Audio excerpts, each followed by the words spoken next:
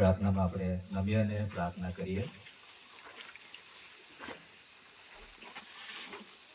સ્વર્ગમાં બિરાજનાર અમારા જીવંત અતિ મહાન અને સર્વ સામર્થ્યવાન અમારા કૃપાળુ ઈશ્વર પિતા, સુંદર એ સાંજની પળો પ્રભુ તમે અમને આપી તમારું ભજન કરવાને માટે, સંગતિ કરવાને માટે પ્રભુ તમે કૃપા આપી. પ્રભુ અમે સાથે મળીને તમારી આરાધના કરી શક્યા, તમને મહિમા આપી શક્યા. પ્રભુ ધન્યવાદ આપીએ છીએ. આ સમયે પ્રભુ તમારું જીવતું અને પવિત્ર વચન પ્રભુ અમે સાંભળવાના છે, ત્યારે પ્રભુ તમે અમારી સાથે વાત અને વ્યવહાર કરો. પ્રભુ તમે બોલો અને અમે સાંભળીએ એટલું જ નહીં, પણ પ્રભુ એને અનુરૂપ જીવન જીવનારા બનીએ એવી પણ ખાસ કૃપા અને સહાય માંગતા અમારી પ્રાર્થના મુક્તિદાતા ઈસુ પ્રભુના નામમાં માંગીએ છીએ. આમેન. Hallelujah, hallelujah. ખાસ પ્રભુનો આભાર માનતા પ્રભુના નામને ધન્યવાદ આ સમયે આપું છું. એની સાથે CNI હનવચન મંડળીના પ્રેસ્બિટર ઇન્ચાર્જ રેવરન્ડ સીતારામ ઉમરસાડા સાહેબ એના કુટુંબના માટે ખાસ હૃદયથી આભાર માનતા પ્રભુના નામને ધન્યવાદ આપું છું. ખાસ રીતે પાસ્ટોરેટના ઉપદેશક મિત્રો હરિભાઈ અને રાજેશભાઈ સાથે આગેવાન મિત્રોનો પણ ખાસ હૃદયથી આભાર માનું છું. એની સાથે સાથે પાસ્ટોરેટના જવાબદાર તરીકે સેક્રેટરી શ્રી શિવરામભાઈ ગાવિત આપણીમાંથી ઉપસ્થિત છે, એમની હાજરીને આપણે નોંધ લઈએ છીએ. સાથે ખ્રિસ્તી ગૃહજીવન સપ્તાહની ખાસ ટીમ એ મહિલા સંગત છે, એમના આયોજન હેઠળ દરેક અત્યાર સુધી લગભગ પહેલો દિવસ, બીજો દિવસ, ત્રીજો દિવસ, ચોથો દિવસ, આજે પાંચમો ને છઠ્ઠો દિવસ આજે છે. અને અહીંયા સુધી એમની આગેવાનીમાં સબળું કાર્ય ઈશ્વરે મહિમાને માટે દરેકનો ઉપયોગ કર્યો છે. ત્યારે મહિલા સંગતના દરેક લીડર્સનો પણ ખાસ હું આભાર માનું છું. એની સાથે CNI ગુજરાત ડાયોસિસ મહિલા સંગતના ખાસ જે બોડી છે એની અંદર આપણા વિસ્તારથી લગભગ કુસુમબેન અને રેખાબેન, બે બહેનોને પણ લેવામાં આવ્યા છે. અને એમાંના એક બેન એટલે કુસુમબેન અહીંયા ઉપસ્થિત છે, તેમનો પણ ખાસ હૃદયથી આભાર માનીએ છીએ. વિશેષ કરીને તમે 5 દિવસનું વચન તમે સાંભળ્યું છે, અને 5 દિવસનું વચન એ પવિત્ર આત્માના ફળો, બરાબર, પવિત્ર આત્માના ફળો. ગલાતીઓનું પુસ્તક તેનો 5મો અધ્યાય અને 22મી 23મી કલમ જો તમે વાંચો, કદાચ તમને યાદ હશે અને મોઢે પણ હશે એવું મારું માનવું છે. એની અંદર 9 ફળોની વાત લખવામાં આવી છે. એમાંનું પહેલું ફળ, બીજું ફળ, ત્રીજું ફળ, ચોથું, પાંચમું અને છઠ્ઠું બે સાથે લઈ લીધા છે, બરાબર. પણ છઠ્ઠાને જો કદાચ આવશે એ વિશ્વાસુપણાની વાત આવે છે, બરાબર, ક્યાંક જોઈન્ટ થયું છે. પણ એ પવિત્ર આત્માના ફળો પર આ વખતે ખ્રિસ્તી ગૃહજીવન સપ્તાહના દરેક વિષયોને એ રીતે ગોઠવવામાં આવ્યા છે. અને એક એક વિષયને અલગ અલગ સંદેશાઓ દ્વારા દરેક કુટુંબને એ આશીર્વાદ પ્રાપ્ત થાય, દરેક કુટુંબ તરીકે આપણે શીખી શકીએ, જીવનમાં લઈને આગળ વધી શકીએ અને બીજાઓને માટે આશીષનું કારણ બને. પોતાને તો આશીર્વાદ મળે જ, કુટુંબને તો મળે જ, એની સાથે મંડળીને પણ આશીર્વાદ મળે, એની સાથે સાથે આપણા સગા વહાલાઓ અને પડોશીનો પણ એનો આનંદ અને આશીર્વાદો મળે. એ રીતે એ ખ્રિસ્તી ગૃહજીવન સપ્તાહ એ મહિલા સંગત દ્વારા એ ખાસ આયોજન થઈ શક્યું. ત્યારે એ ડાયોસિસ લેવલના દરેક અધિકારી ગણનો પણ ખાસ હૃદયથી આભાર માનતા પ્રભુના નામને ધન્યવાદ આપું છું. વિશેષ કરીને આ સમયે પ્રભુનું વચન તરફ હું ખાસ તમારું ધ્યાન દોરવા માંગીશ. એના પહેલા વિશ્વાસુપણામાં ચાલનાર કુટુંબની જ્યારે વાત આવે છે, વિશ્વાસુપણામાં ચાલનાર કુટુંબ એટલે એક માણસ વિશ્વાસી હોય અને બીજા નહીં હોય એવું નહીં, પણ જે વિષય છે એ પ્રમાણે કે વિશ્વાસુપણામાં ચાલનાર કુટુંબ એટલે કુટુંબના બધા જ સભ્યોની વાત આવી જાય, એમાં કોઈ બાકી રહી જતું નથી. એટલે બધાએ એ વિશ્વાસુપણામાં ચાલવાની વાત આવે, એ વિશ્વાસુપણામાં આધીનતાની વાત આવે, એ વિશ્વાસુપણામાં નમ્રતાની વાત આવે, એ ઘણું બધું આપણે એ વિશ્વાસુપણામાં ચાલનાર કુટુંબ સંબંધી આપણે શીખી શકીએ તેમ અહીંયા આજના એ શાસ્ત્ર પાઠ અને વિષયના સંદર્ભમાં આપણે શીખવા માંગીએ છીએ. એક માણસ હતો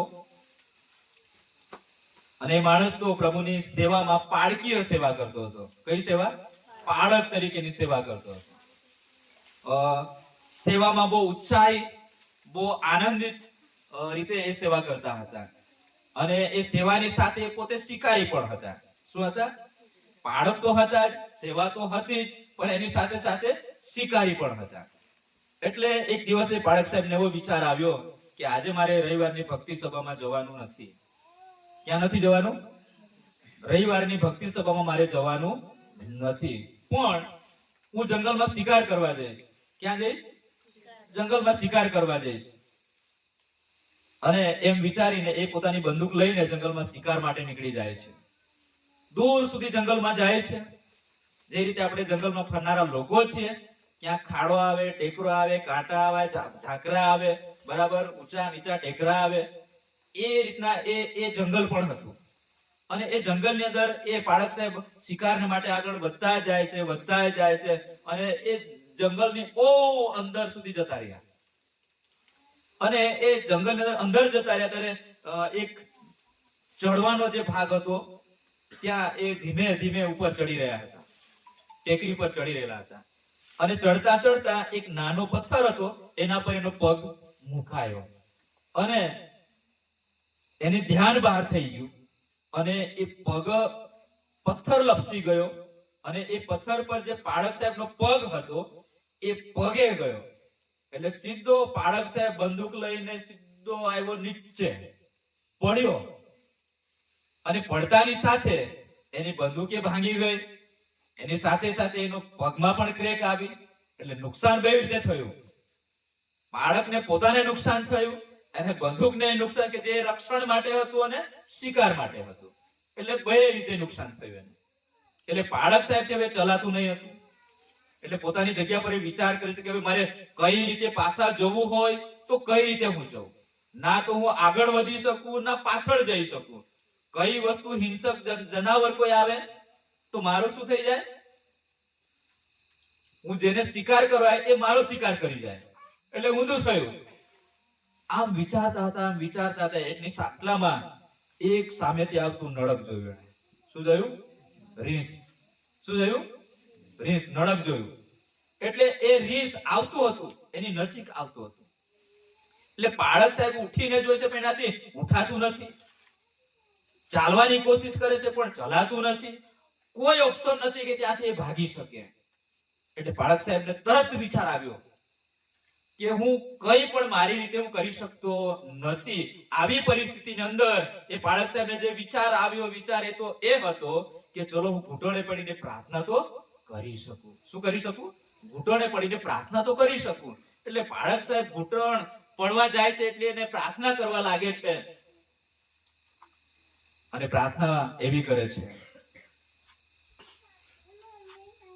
ઓ સ્વર્ગીય પિતા, મારી ભૂલ થઈ છે. આજે મારે આ જંગલમાં નહીં હોવું જોઈએ. ક્યાં હોવું જોઈએ? ચર્ચમાં હોવું જોઈએ. મારે આજે ભક્તિ સભા છે, જે ઈશ્વરનું ભજન કરું છું, જે ઈશ્વર પર હું વિશ્વાસ કર્યો છે, એ ઈશ્વરની આરાધના કરવાની, એની ભક્તિ કરવાની, એની પ્રાર્થના કરવાને માટે મારે જે સમય એ દેવળમાં જઈને આપવાનો પ્રભુને માટે, એની જગ્યાએ હું ક્યાં છું? જંગલમાં છું. ઈશ્વરને ન ગમે એવી રીતે મારા જીવનને હું ઈશ્વરથી બહુ દૂર જંગલમાં લઈને આવ્યો છું. એટલે પ્રભુ, પહેલી વાત તો મારી એ અરજ છે કે તું મને શું કરજે? માફ કરજે. મારી ભૂલ થઈ છે, મેં જાણી જોઈને ભૂલ કરી છે, હું તમારાથી દૂર ગયો છે, એટલે મને શું કરજે? માફ કરજે. અને પ્રભુ, મારી બીજી પ્રાર્થના અને આજીજીની કાલાવાલા તો એ છે કે મારી સામે રીંછ આવે છે. મારી માટે બચવાનો કોઈ રસ્તો નથી. મારા માટે કોઈ રસ્તો નથી. ના તો હું ભાગી શકું, ના તો મારી બંદૂક ચલાવી શકું, ના તો હું પથ્થર મારી શકું, હું કશું નહીં કરી શકું. આવી પ્રભુ મારી પરિસ્થિતિ છે. અને મારી પ્રભુ રિક્વેસ્ટ છે કે આ રીંછ વિશ્વાસી થઈ જાય. આ રીસ શું થઈ જાય? વિશ્વાસથી થઈ જાય. અને આ પ્રાર્થના કરી બાળક સાહેબે, અને પેલી બાજુનું રીસ જે હતું એ બાળક સાહેબની બહુ નજીક આવી જાય છે. નજીક આવીને ત્યાં ઊભું રહે છે. અને બાળક સાહેબની પ્રાર્થના હતી ઈશ્વરને, પહેલા તો શું કરી? માફી તો માગી લીધી, ભૂલ પણ સ્વીકારી, અને રિક્વેસ્ટ કરી કે આ રીત શું થવું જોઈએ? વિશ્વાસી થઈ જોઈએ. વિશ્વાસી થાય એટલે પછી ખાય કે? જો રીસ વિશ્વાસી થઈ જાય તો અડકે નહીં, કેમ કે વિશ્વાસુ એ સમજી જાય, વિશ્વાસુ એને ખબર પડે કે આવું મારાથી ના કરાય. એટલે બાળક સાહેબને એવું થયું કે મારી પ્રાર્થના પ્રભુએ સાંભળી લીધી, અને પેલું રીસ આવીને ત્યાં ઊભું છે. બાળક સાહેબની આંખ ખુલી ગઈ, અને પેલું રીસ ઘૂંટણે પડીને પ્રાર્થના કરવા લાગી ગઈ. પેલું રીસ ઘૂંટણે પડીને એ પ્રાર્થના કરવા લાગ્યું, અને પ્રાર્થના આ રીતે કરી. એટલે જે પ્રાર્થના બાળક સાહેબે કરી, પ્રાર્થના એ કોણે સાંભળી? પ્રભુએ તો સાંભળી, પણ કોણે બીજી સાંભળી? રીસે સાંભળી. બાળક સાહેબે આંખ ખોલી નાખ્યું, એટલે હવે કોણ પ્રાર્થના કરતું છે? રીસ પ્રાર્થના કરતું. સાંભળતું કોણ છે? બાળક સાહેબ હવે એ રીસની પ્રાર્થના સાંભળતું છે.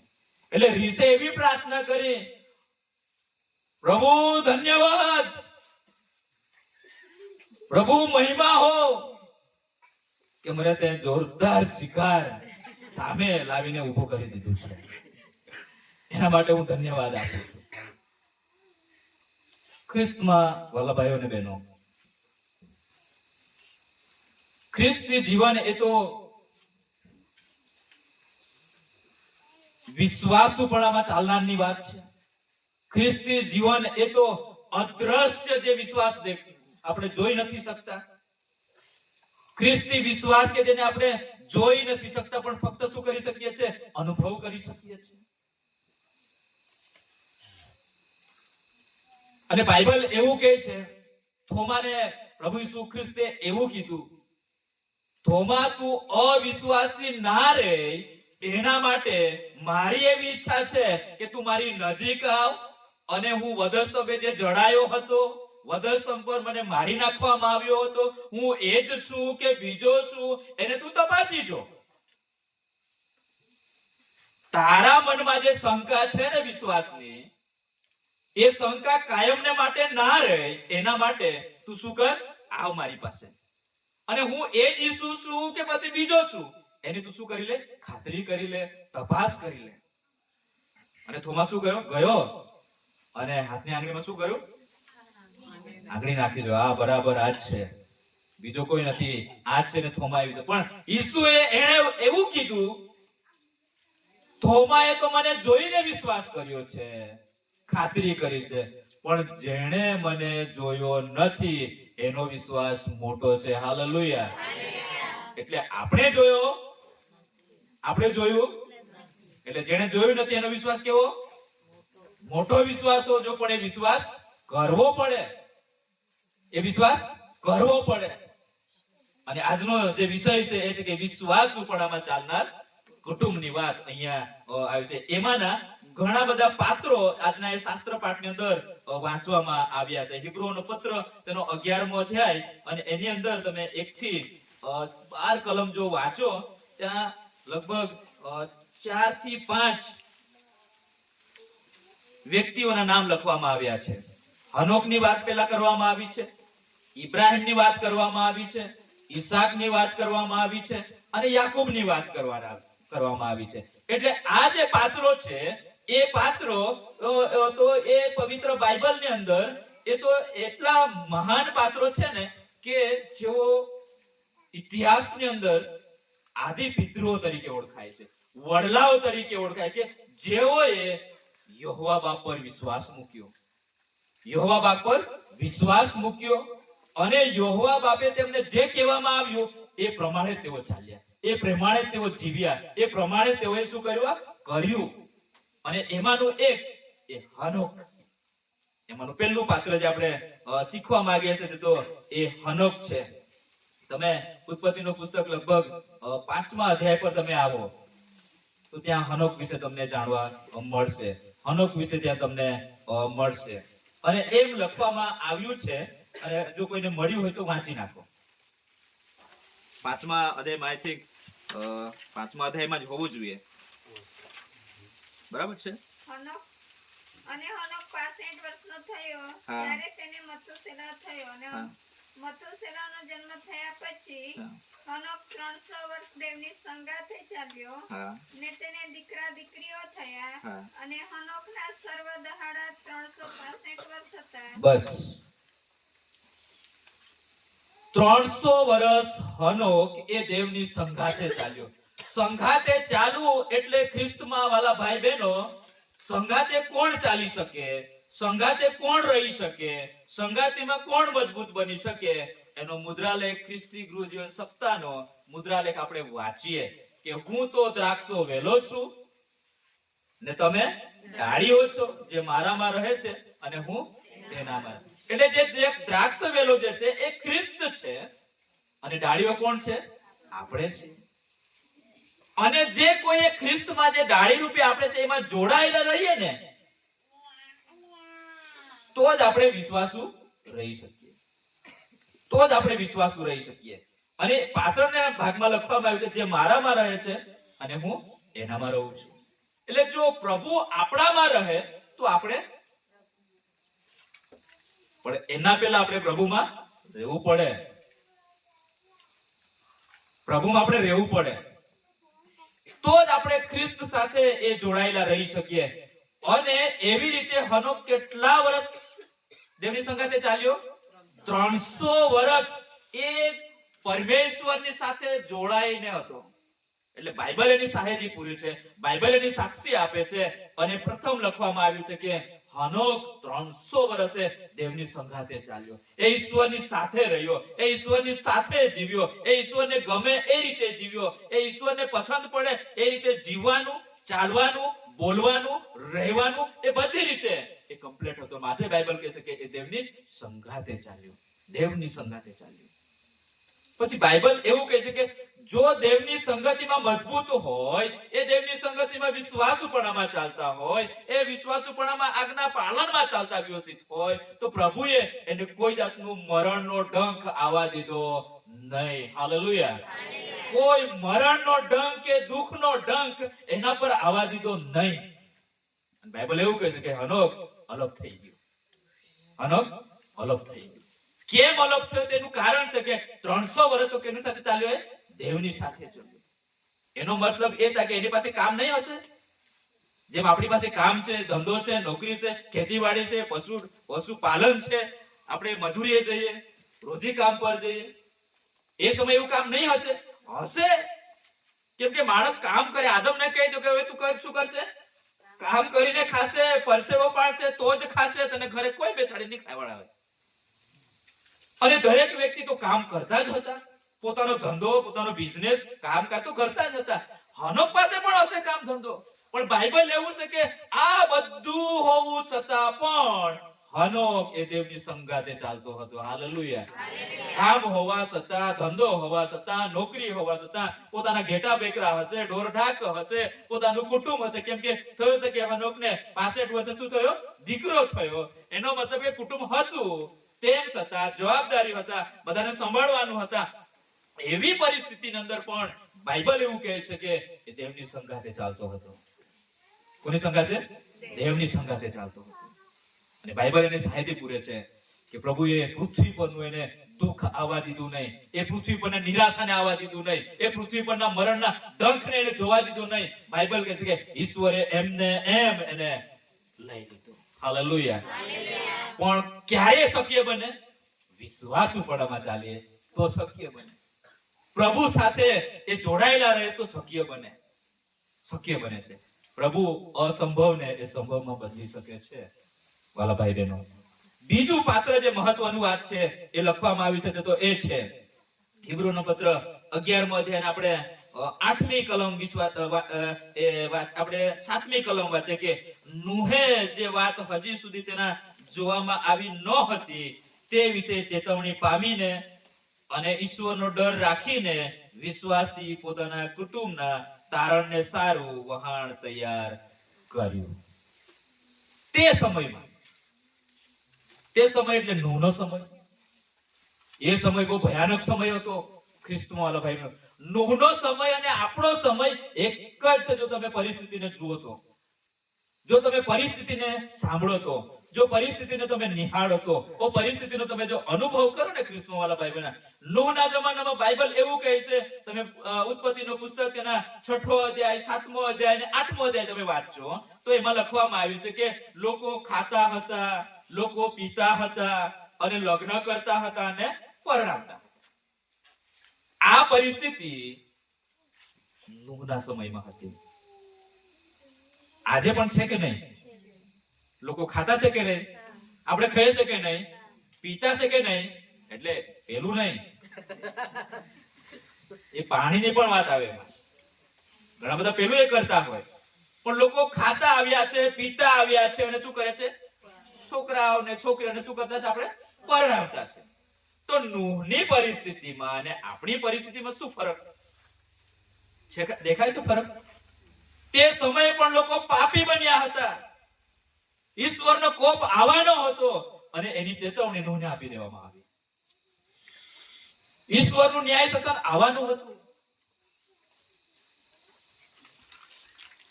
નૂહે 120 વર્ષ શું કર્યો? સુવાર્તા પ્રચાર કર્યો. કેમ કે વહાણ બનાવતા કેટલા વર્ષ લાગેલા? 120 વર્ષ લાગેલા વહાણ બનાવતા. 120 વર્ષ એટલે આપણી કલ્પના શક્તિની બહાર કહેવાય કૃષ્ણ વાલા ભાઈ બહેનો. આટલા વર્ષો એ વહાણ બનાવતા લોકો એને શું કરી? મસ્કરી કરી, ઠટ્ઠા કરી, એમને નિંદા કરી. કોઈ કીધું કે ગાંડો છે, એને અકલ નથી, એને ભાન નથી પડતી, આ છે તે છે. બહુ બધું લોકોએ રોક્યા હશે, ટોક્યા હશે, બહુ બધું હશે. પણ ઈશ્વરે નૂહને જે આજ્ઞા આપવામાં આવી હતી અને નૂહે એ આજ્ઞાને શું કરી? પાળી. આજનો આપણે જે શાસ્ત્રપાઠ જે આપણે વાંચ્યો છે અને જે વિષય છે એની અંદર જે વાત લખવામાં આવી છે અને બીજો ભાગમાં લખે કે આજ્ઞા પાળનારની વાત લખવામાં, એમાંનો એક નૂહ, એ ઈશ્વરે જે આજ્ઞા આપી અને આજ્ઞા એને શું કરી? વિશ્વાસથી પાળી, સ્વીકારી. કોણે કીધું છે? કોણે કીધું છે? ઈશ્વરે કીધું છે.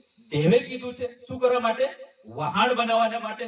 વહાણ ખરેખર જો તમે પરિસ્થિતિ જો તો તમે જે કોઈ વહાણ બનાવવા વિશે દરિયા કાંઠો જોયો કે દરિયાનો કિનારે દૂર સુધી જો ક્યાંક બનાવતા એ જગ્યા જો કોઈ જોયું હોય તો આ રીતની પરિસ્થિતિ હોય કે વહાણ તો દરિયાના કેટલાક અંતર પછી બનાવવામાં આવે, એ સપાટ જગ્યા પર બનાવવામાં આવે, જેથી કરીને એનું કામ પૂર્ણ થાય પછી એને સહેલાઈથી દરિયાના કિનારે લાવીને એને પાણીમાં તરતું છોડી શકાય.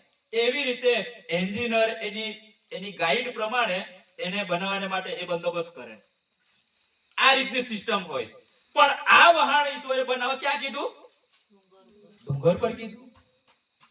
ક્યાં બનાવવાનું? ડુંગર પર બનાવવાનું. દરિયો ક્યાં, પાણી ક્યાં હોય? નીચાણમાં હોય, ડુંગર પર ના હોય.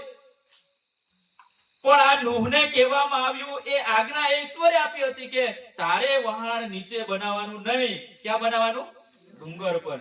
એટલે સૌથી વધારે ગાંડો કહેવાય ડુંગર પર બનાવે તો.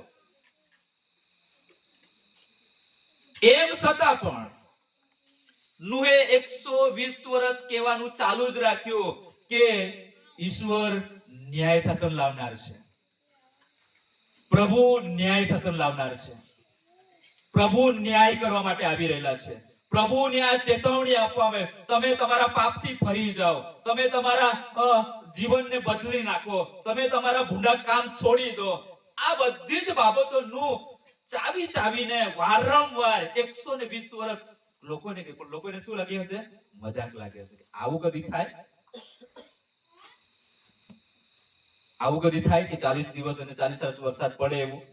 એવું કોઈ આપણને હમણાં કહી જાય કે હમણાં કઈ આપણને આ સિઝનમાં 15 દિવસ વરસાદ પડવાનો છે તો હમણાં આગાહી કરે પણ શું કરે? અમુક લોકો તો બિંદાસ રહે.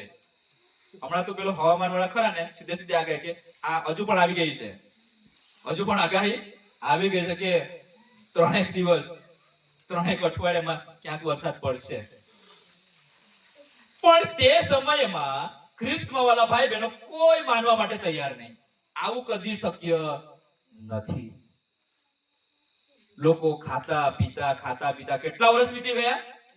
120 વર્ષ પૂરા થઈ ગયા.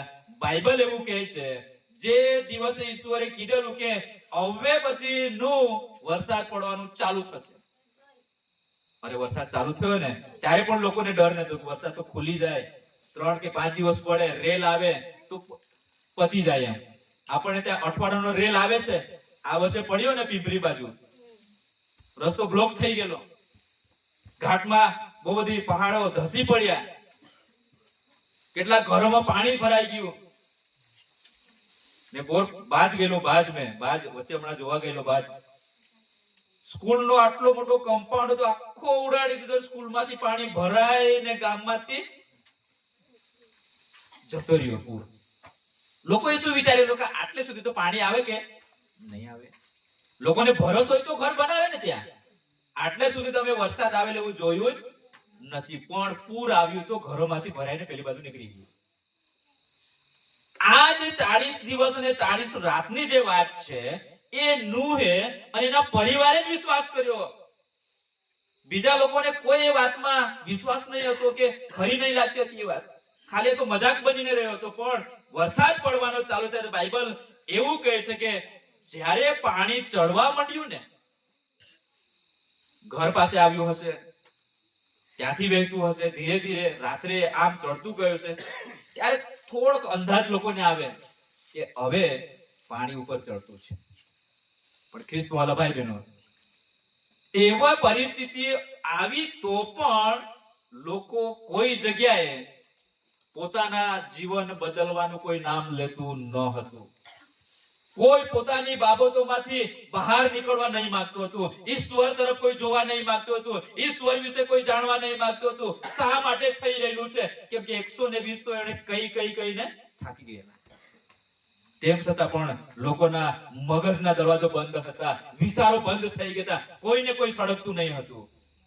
પણ જે દિવસે ખ્રિસ્તમાં વાલા ભાઈ બહેનો એ વહાણ સુધી પાણી ટચ થયું, લોકો કેટલા દિવસ તરેલા હશે? જેને તરતા આવડે એ જેને તરતા આવડે કેટલા દિવસ તરેલા હશે?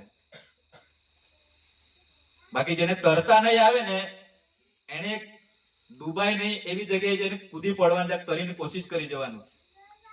એક જ વખત હાથ દેખાય પછી તો ક્યાં જાય? બૂમે નહીં પડાય. જે ડૂબેલા એને પૂછજો. તરતા આવડે તો જ ઊંડા પાણીમાં પડવાનું, ને તો પડવાનું. કેટલા દિવસ લોકો તરીને સમય કાઢ્યો હશે. નૂહનો એ વહાણનો દરવાજો ઠોક્યો છે કે નૂહ અમારા માટે દરવાજા ખોલ, નૂહ અમને બચાવી લે, નૂહ અમે મરવા માંડ્યા છે, અમે ડૂબવા માંડ્યા છે, અમારા પરિવાર ડૂબી ગયું છે, અમારા ઢોર ઢાક ડૂબી ગયું છે, નાશ પામ્યું છે, મારા માટે ખોલ. નૂહે શું કીધું ખબર? એ દરવાજો મેં નથી બંધ કર્યો. એ દરવાજો મેં નથી બંધ કર્યો. કોણે બંધ કરેલો છે?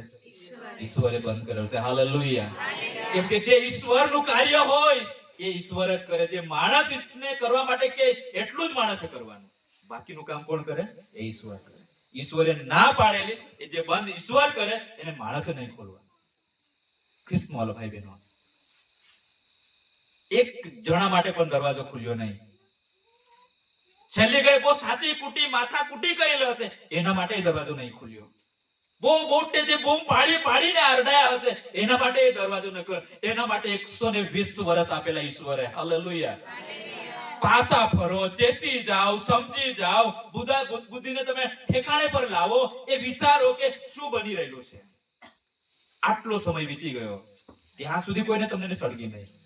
આજે તમે રડો પડો, માથું કૂટો, સાતી કૂટો, જરા પણ કામમાં આવવાનું. ખ્રિસ્તમાં વાલા ભાઈ બહેનો, જો ઈશ્વર એ નૂહના સમયમાં આજ્ઞા આપીને કરી શકતો હોય, પરિપૂર્ણ કરી શકતો હોય, તો ઈસુએ પણ એવું કીધું છે કે હું જઉં છું અને એક દિવસ પાછા તમને લેવા આવીશ. તો સાચું પડશે કે નહીં? હાલેલુયા. જો એને કીધું છે તો સાચું પડશે. હાલેલુયા. એમણે કીધું છે હું પાછો આવીશ, અને એના માટે તમને ને મને કહેવામાં આવેલું છે, જઈને સર્વોને તમે શું કરો? સુવાર્તા કરો. નાશમાં છે એને તમે બચાવો, એને છોડાવો, એમને વિશ્વાસમાં આવવા કહો, એ ખ્રિસ્ત પર વિશ્વાસ કર્યો. બાઇબલ એવું કહે છે કે જેટલાએ તેના નામ પર વિશ્વાસ કર્યો એમના માટે શું છે? એના માટે શું છે? એના માટે નાશ નથી. જે હોય વિશ્વાસ કર્યો એના માટે નાશની વાત નથી, એના માટે અનંત જીવનની વાત લખવામાં આવી છે.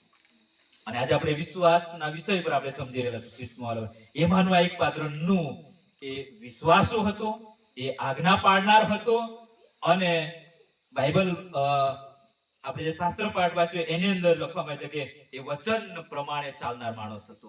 કઈ રીતે? વચન પ્રમાણે ચાલનાર એ માણસ હતો. એટલું જ નહીં, પણ આગળ જે વાત લખે કે ઇબ્રાહીમની વાત લખવામાં આવી છે. ત્રીજું જે પાત્ર છે એ ઇબ્રાહીમનું પાત્ર છે. એ પણ ઉત્પત્તિનો પુસ્તક તમે 12મા અધ્યાય જો એના જીવન વિશે, એના તેડા વિશે, એના કામ વિશે જો તમે વિચારો તો ત્યાંથી એ જે શરૂઆત કરે છે ત્યારે એનું ઘર, એના સગા, એના વહાલા, એનો દેશ, એનો પરિવાર બધું જ છોડીને શું કરે છે? જે જોયું નથી એવી જગ્યા પર ઈશ્વર એને કહે છે કે તું ત્યાં જા. શું ખ્રિસ્તમાં વાલા ભાઈ બહેનો, તમને ને મને એવું કોઈ કે આ તું ગામ છોડીને પેલા ગામમાં જતો રહે તો આપણે જઈએ? આપણે તૈયાર થઈએ આપણે? કેમ નહીં? મારી જગ્યા, મારું ગામ, મારા સગા, મારા વહાલા, મારા બાપાની પ્રોપર્ટી તો ક્યાં છે? અહીંયા છે. અહીંયા હનવચોણમાં કે ગુંજપેડામાં છે. ગુંજપેડા કે હનવચોણ તમે ના જઈએ, અમારી જગ્યા, અમારું ઘર તો ક્યાં છે? ગુંજપેડામાં છે. પેલા હનવચોણ વાળા અમને થોડા સ્વીકારશે? ઈશ્વરે એ ઇબ્રાહીમને કીધું કે તું જા, હું તને કનાન દેશમાં લઈ જઈશ. એ વચન પહેલું એ ઇબ્રાહીમની પાસે આવેલું. ઇબ્રાહીમ, બાઇબલ શું કહે છે? ઇબ્રાહીમે શું કર્યો? વિશ્વાસ કર્યો. હાલેલુયા. ઇબ્રાહીમે વિશ્વાસ કર્યો, અને વિશ્વાસથી એ પોતાની પત્ની સારાને લઈને, પોતાનો ભત્રીજો લોતને લઈને એ શું કરે છે? નીકળી પડે છે. જે જગ્યા જોઈ નથી, એ જગ્યાનો એ દેશ જોયો નથી, એ ફળદ્રુપ જગ્યા હશે, કાંકરાવાળી હશે, ખાડા ટેકરાવાળી હશે, બહુ પથરાવાળી હશે, કઈ પાક પીકે કે નહીં પીકે એવી હશે, કેવી જગ્યા છે બિલકુલ અનુભવ નથી કે જોયું પણ નથી, પણ ઈશ્વરે કીધું છે અને ઈશ્વર પર વિશ્વાસ મૂક્યો છે. જે બના પર વિશ્વાસ મૂક્યો છે એ દેવ તો વિશ્વાસુ છે, એ તો કરાર આપે છે અને કરાર પાડે પણ છે. અને ઇબ્રાહીમે એ વિશ્વાસ સાથે એ દેશની મુસાફરીમાં નીકળ્યો. ખ્રિસ્તમાં વાલા ભાઈ બહેનો, એ વિશ્વાસુપણામાં ચાલતો હતો એટલે કે પ્રભુ એના પર દુઃખ આવવા દીધું એવું નથી, પ્રભુ એને તકલીફમાં પડવા દીધા એવું નથી. તકલીફમાં પડ્યા, ચિંતામાં પડ્યા, નિરાશમાં પડ્યા, ક્યાંક લડાઈ કરવી પડી, ક્યાંક ઘૂંટણે ટેકીને પ્રાર્થના કરવી, ક્યાંક એકલતા પડ્યો. ઈશ્વરે એને કીધું હતું 75 વર્ષે એને કીધું કે તું નીકળીને ત્યાં જા, અને એવું કીધું કે તું જ્યાં જશે ત્યાં તને હું આશીર્વાદ કરીશ. જે લોકો તને આશીર્વાદ આપે તો એને હું આશીર્વાદ આપીશ, જે લોકો તને શ્રાપ આપે તો એને હું શ્રાપ આપીશ, અને હું તારા છોકરાને શું કરીશ? આશીર્વાદ આપીશ. અને અહીંયા છોકરાનો તો પત્ત નહીં, છોકરાનો તો કોઈ વારીસ જ નહીં. અને આવો આશીર્વાદ ઈશ્વર ઇબ્રાહીમને પહેલા આપી દીધો. છોકરાની તો વાત જ નહીં, 75 વર્ષ થઈ ગયા છે, છોકરા થશે એવો આશીર્વાદ ઈશ્વર આપી દીધું છે. એના વર્ષ 10 વર્ષ થયા, 15 વર્ષ થયા, 20 વર્ષ થયા, હજુ છોકરો નથી. 85 વર્ષ થઈ ગયા, છોકરાનું કોઈ નામ નિશાન નથી. હવે જે ઉંમર હોય એ ઉંમર પણ પૂરી થઈ ગઈ, અને એ ઉંમર હવે શું કરવાનું કે થોડાક દિવસ પૃથ્વી પર વિતાવીને ક્યાં જવાનું? ઈશ્વરના ઘરે જવાનું. એમાં પણ ઇબ્રાહીમે કચકચ કરી નહીં. સારાને થોડુંક એવું લાગ્યું આવું હવે શક્ય નથી, પણ બાઇબલ એવું કહે છે કે એ સારાને ઈશ્વરે હસાવી. પણ કઈ રીતે? એ લોકોએ વિશ્વાસ કર્યો અને વિશ્વાસનું પ્રતિફળ મળ્યું એ લોકોને, એ દીકરા ઈશાકના રૂપમાં. હાલેલુયા. આટલા લાંબા વર્ષમાં આપણા ખ્રિસ્તવાલા ભાઈ બહેનો ઘણી બધી વખત આપણે 5 વર્ષ છોકરું કદાચ નહીં થાય, 10 વર્ષ છોકરું ન થાય, આપણે દવા કરીએ, ઈલાજ કરીએ, વેદ કરીએ, હવે જાત જાતનું બધું નીકળે છે, એ બધું જ કરીએ, આપણે પ્રાર્થના કરીએ, ઉપવાસ કરીએ, આંસુ સારીએ, બધું જ કરીએ આપણે, પણ બાઇબલ ને ઈશ્વર છે વાલા ભાઈ બહેનો, એનો સમયની રાહ જોવે છે. હાલેલુયા. હું મારો સમય મેં નક્કી કર્યો છે, એ સમય પર એને હું આશીર્વાદ આપીશ. ઘણી બધી વખત તમે હું શું કરીએ, કાલે થઈ જવું જોઈએ, એક અઠવાડિયું પછી થઈ જવું જોઈએ, એ મહિના પછી, એક વર્ષ પછી, કેમ નહીં, એટલે આપણે સવાલ ઉત્પન્ન થઈ જાય. ઇબ્રાહિમે કદી સવાલ નહીં કર્યો. ઇબ્રાહિમે કદી સવાલ નહીં કર્યો, પ્રભુ શા માટે તું મને વચન આપે છે અને વચનમાં કઈ થતું નથી, આ વચનમાં કોઈ તથ્ય નથી, મેં કઈ રીતે વિશ્વાસ કરું? પણ ખ્રિસ્ત વાળા ભાઈ બહેનો, કોઈ પણ જાતની કચકચ કર્યા વગર એ વિશ્વાસની જીવનની દોડમાં ઈશ્વરે કીધું છે, પ્રભુ આમ કરવાના છે, તો હું વિશ્વાસથી એ જીવનની દોડમાં ચાલીશ. સંઘર્ષ આવશે, પરીક્ષણ આવશે, સતાવણી આવશે, દુઃખ આવશે, કષ્ટ આવશે, ચિંતાઓ આવશે, પ્રશ્નો ઉભા થશે. એ બધું જ ઇબ્રાહિમના જીવનમાં આવેલું. પ્રશ્નો પણ થયા, દુઃખ પણ થયું, સહન પણ કર્યું, પણ ઈશ્વરે બધી જ બાબતોમાં જ્યારે વિશ્વાસ કર્યો ત્યારે ઈશ્વરે બધા જ માર્ગો તેને બહાર કાઢી લીધા. હાલેલુયા. એ વિશ્વાસુ દેવ છે. કોઈ કે સરસ ગીત કે એવા વિશ્વાસુ માણસને પ્રભુ શું કરે છે, આજે પણ શોધે છે. વિષયના અનુરૂપ કોઈ એક ગીત આવેલું, પ્રભુ એવા વિશ્વાસુ માણસને શોધે છે. એવા વિશ્વાસુ પણ આમાં ચાલી શકે એવાની પ્રભુ શોધે છે. ચોથું પાત્ર એ લખવામાં આવ્યું, ઈસાક. જો નું પછી હનોક પછી નું પછી ઇબ્રાહિમ પછી જે વારસાઈની જે વાત છે, ઘણી બધી વખત આપણને વારસાઈની જે વાત આવે, હવે વારસાઈની વાત ચાલુ થાય છે. ઇબ્રાહિમ, ઈસાક અને યાકૂબ. પ્રભુએ ઇબ્રાહિમને એવું કીધું કે તારા છોકરાને છોકરામાંથી બહુ મોટી કોમ ઉત્પન્ન કરીશ, બહુ મોટી કોમ ઉત્પન્ન કરીશ. એ વચન ત્યારે ઇબ્રાહિમને છોકરાને એના પહેલા આપેલું. ઇબ્રાહિમે વિશ્વાસથી સ્વીકારેલું, હા પ્રભુ થશે, સમય આવશે ત્યારે થશે. રાહ જોઈ, રાહ અને ધીરજનું ફળ એમને મીઠું મળ્યું. પણ ત્યાર પછી ઇબ્રાહિમને જ્યારે વિશ્વાસની પરીક્ષા જ્યારે થઈ, ત્યારે ખ્રિસ્તવાળા ભાઈઓ બહેનો કહેવામાં આવ્યું છે, બાઇબલ એવું કહે છે કે બાઇબલની અંદર જો વિશ્વાસનો જો પિતા હોય ને તો એ કોણ છે? ઇબ્રાહિમ છે. એના જેવો બીજોનો કોઈ વિશ્વાસ નથી. અઘરી પળમાં વાલા ભાઈ બહેનો, અઘરા સંજોગોમાં, જેને કે આંસુ પાડતા ઘણી વખત આપણને દિશા બદલાઈ જાય, આપણા ધોરણ બદલાઈ જાય, આપણું વલણ બદલાઈ જાય, બધું જ બદલાઈ જાય. ઘણી વખત આપણને દુઃખ પડે તો આપણે ઘર છોડીને ભાગી જઈએ.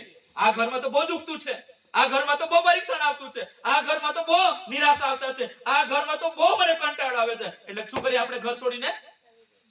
બેન હોય તો કે હું એ ચાલી, તું તારે રહેવાનો તો રે, મને કઈ પડેલી નથી. અહીંયા તો દુઃખ આવે, અહીંયા તો ટેન્શન આવી જાય, એવી પરિસ્થિતિ ઘરમાં ઉભી થાય, મારે કઈ રીતે જીવવું સમજ નથી પડતી, મારે કઈ રીતે રહેવું મને કોઈ ખબર નથી પડતી. તો જવું. જો ખ્રિસ્તનો વાલા ભાઈ બહેનો એવી કોઈ બાબતો તમને જગતની અંદર સતાવે છે, તો આજે ઇબ્રાહિમનો વિશ્વાસ છે તમારી ને મારી પાસે. ઇબ્રાહિમ કહેવા માંગે કે હું વિશ્વાસુપણામાં ચાલ્યો. હાલેલુયા. અઘરા સમયમાં પણ, રાત્રે મધરાત્રે પણ એ ઇબ્રાહિમ વિશ્વાસમાંથી ખસ્યો નહીં. બધું જ સહન કરીને જ્યારે પ્રભુ એમની ફરી છેલ્લી પરીક્ષા જે લીધી છે, તેને આ વાત આપની સમક્ષ શેર કરું છું. અને એ વાત તો એ હતી, પ્રભુ એમને કીધું, ઇબ્રાહિમ હવે તું તારો એકનો એક દીકરો મને આપી દે, અર્પણ કરી દે.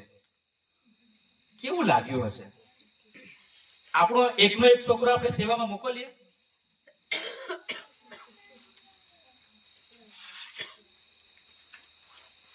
બાળકની સેવામાં એકનો એક છોકરો મોકલવો હોય તો મોકલીએ આપણે? મોકલીએ કે આપણે? જરાક બોલો ને.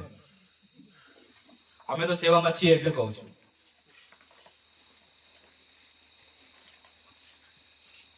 મોકલીએ આપણે?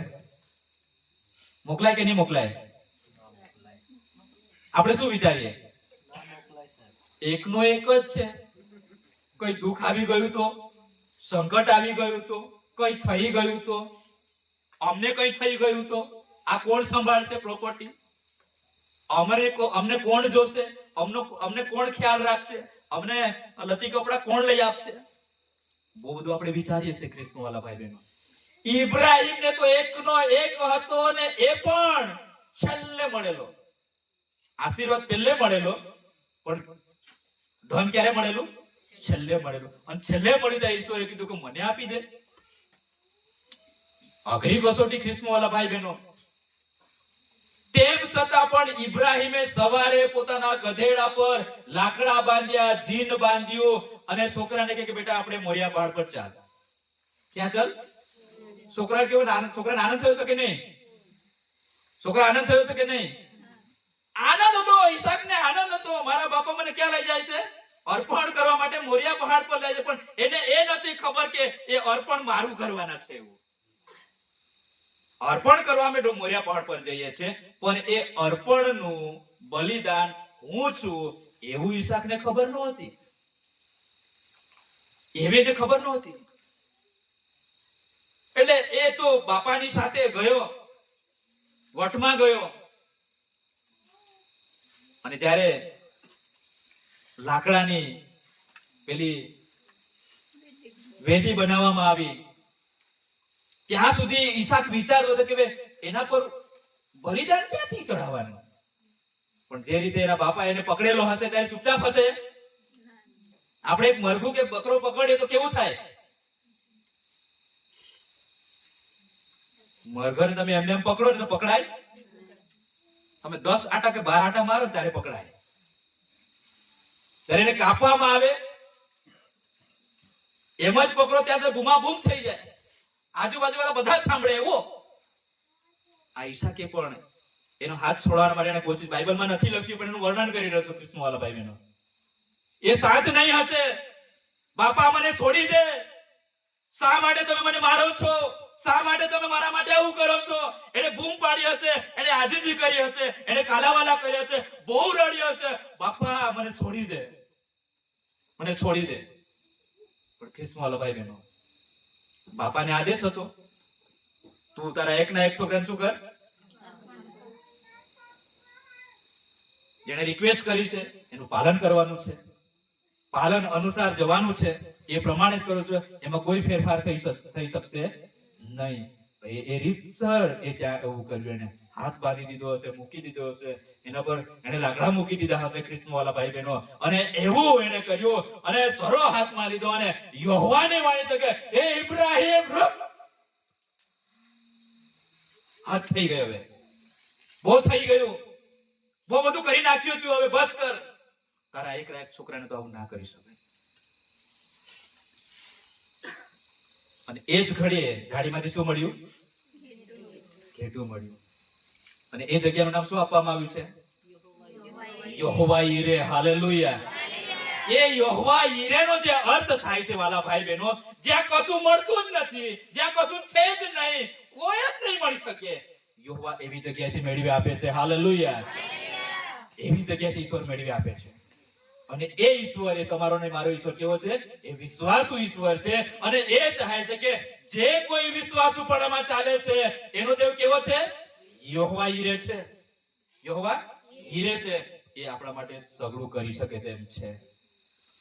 અને ઇબ્રાહીમને આખરી એ પરીક્ષા પણ પાર કરી લીધી. કૃષ્ણવાળો વિશ્વાસુ પણ પાર કરી લીધી. ઈસાકને પ્રભુએ આશીર્વાદ આપી દીધો. બાઇબલ એવું છે કે ઈસાકે પ્રથમ વખત ખેતી કરી ત્યારે 60 અને 100 ગણા ફળ પામ્યો. ઈશ્વરે કીધું હું તારા છોકરાને શું કરીશ? આશીર્વાદ દઈશ. ઈશ્વરે ઈસાકને આશીર્વાદ, બાપાને એટલે ઇબ્રાહીમને આશીર્વાદ આપ્યા, ઈસાકને આશીર્વાદ આપવાનું ચાલુ જ છે. એની સાથે સાથે જ્યારે ઈસાકનો છોકરો કોણ? યાકૂબ અને એસાવ. ત્યારે યાકૂબની વાત આવે ત્યારે ઈશ્વરે કે હું આ પૃથ્વી પર તારા સંતાનોને એટલો બધો આશીર્વાદ દઈશ, આખી પૃથ્વીને શું કરીશ? ભરી દઈશ. અને ત્યારે જે રાતે ઈશ્વરે એ યાકૂબની સાથે મુલાકાત લીધી અને એ રાત્રે ઈશ્વરે એને એક નામ આપ્યું. શું નામ આપ્યું? હવે તું યાકૂબ નહીં પણ શું છે? ઇઝરાયલ છે. અને આખી દુનિયામાં જે ઇઝરાયલ બધા ઓળખાય છે. હાલેલુયા. ઈશ્વર એવો મહાન ઈશ્વર છે. એ ઈશ્વર એ વિશ્વાસુ ઈશ્વર છે. અને એ વિશ્વાસુ ઈશ્વર એ તમારો ને મારો ઈશ્વર છે. અને એ ઈશ્વર તમને ને મને આજે એ શીખવી રહ્યા છે, એ સમજાવી રહ્યા છે કે વિશ્વાસુ પણામાં ચાલનાર કુટુંબ માટે ઈશ્વર ધારે તે કરી શકે છે. તમારે ને મારે એ દ્રાક્ષ વેલા સાથે જોડાઈને રહેવું પડે. એમાં રહેલા આશીર્વાદો જો લેવા હોય ને તો જોડાઈને રહેવું જ પડે. જો તમે એનું કનેક્શન છોડી દો, છૂટા પડી જાઓ, ભૂલા પડી જાઓ, તો પેલાની જેવી હાલત થાય. મેં તમને વાર્તા કીધી એ રીતે.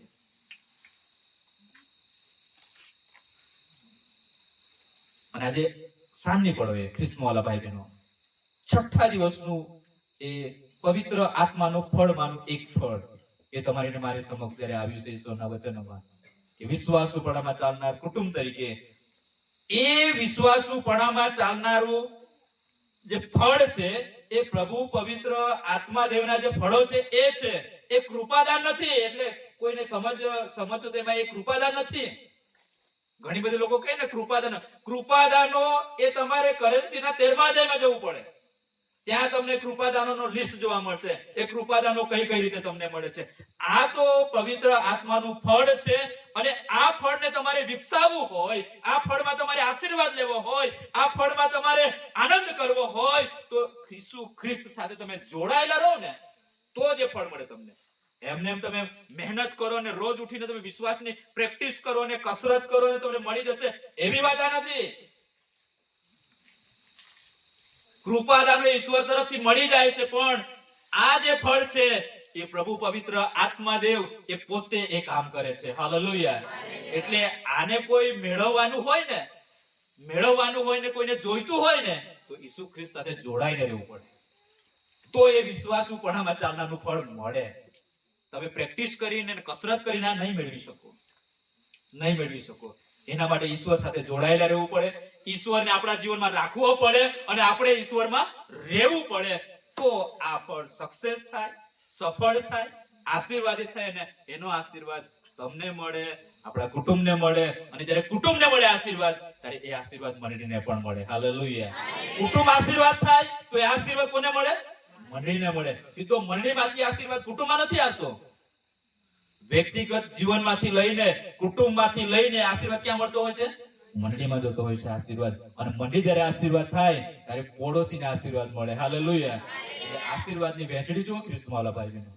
એ આશીર્વાદ એક જગ્યાથી શરૂઆત કરે અને એ પ્રસરવાનું ચાલુ કરે.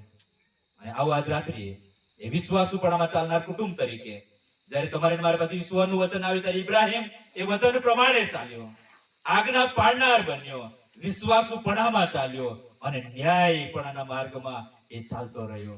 આવો એ માર્ગોમાંથી જો કોઈક જગ્યાએ આપણે ભૂલા પડ્યા છે, પ્રભુથી દૂર ગયા છે, આજ સાંજની પડોએ આપણી જાતોને આજે ઈશ્વરના વચનના પ્રકાશમાં આપણે મૂકીએ. પ્રભુ, હું વિશ્વાસુપણા મારે ચાલવું જોઈએ. હું ચૂકી ગયો છું કે ચૂકી ગઈ છું. પ્રભુ, મારે તે રીતે રહેવું જોઈએ. પ્રભુ, હું તમારાથી દૂર છું. પ્રભુ, હું ભૂલી ગયો. પ્રભુ, મારું પરિવાર ભૂલી ગયો. પ્રભુ, અમે ખોવાઈ ગયા. અને પ્રભુ, મને લાગે છે કે પ્રભુ બહુ દૂર નીકળી ગયો છું. પણ આજે ફરીને એકવાર પ્રભુ હું તમારા ચરણો આગળ આવીને નમું છું. પ્રભુ, હું તમારી સાથે જોઈન્ટમાં રહેવા માંગુ છું. પ્રભુ, હું તમારી સાથે સંગતમાં રહેવું માંગુ છું. પ્રભુ, હું તમારી સાથે પ્રાર્થનામાં રહેવા માંગુ છું. હું પ્રભુ તમારી સંગતમાં કદી છોડવા માંગતો નથી. પ્રભુ, તમે મારામાં રહો અને પ્રભુ હું તમારામાં રહું. જેથી કરીને પ્રભુ એ વિશ્વાસુપણામાં ચાલનારું ફળ એ મારા જીવનમાં વૃદ્ધિ પામે, ફળદાયી બને. અને પ્રભુ એ આશીર્વાદ મને મળે, મારા કુટુંબને મળે, મારા બાળકોને મળે, મારી મંડળીને મળે એવી કૃપા માંગતા એ વચનો દ્વારા પ્રભુ આપણે સર્વને આશીર્વાદ આપો.